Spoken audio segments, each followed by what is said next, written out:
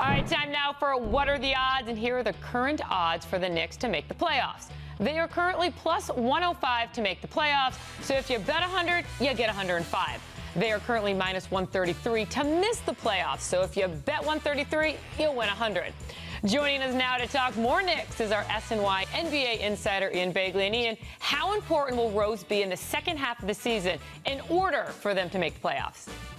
Hugely important, Jeane, because this team needs help on offense, and that's what Derrick Rose has given them, and particularly the second unit. They need consistent scoring, and so Rose can help them immensely there. Obviously, his absence doesn't help them in Milwaukee, but I think the hope is that he returns sometime soon, and I think that's also why, they're going to be taking a look at the trade deadline and trying to boost their scoring, their offense, because defensively, they've been doing it all year. It's just the offense around Julius Randle has been so inconsistent.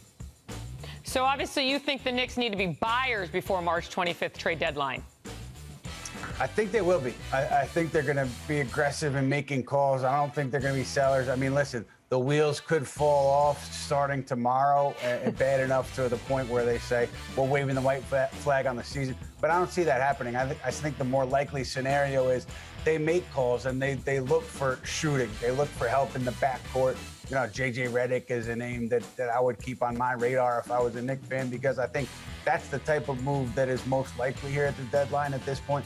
More likely than like trading for a star or a max player like a Victor Oladipo. I think a scoring veteran, a veteran shooter is the most likely move for the Knicks right now.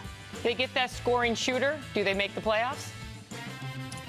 I think they make that play-in tournament.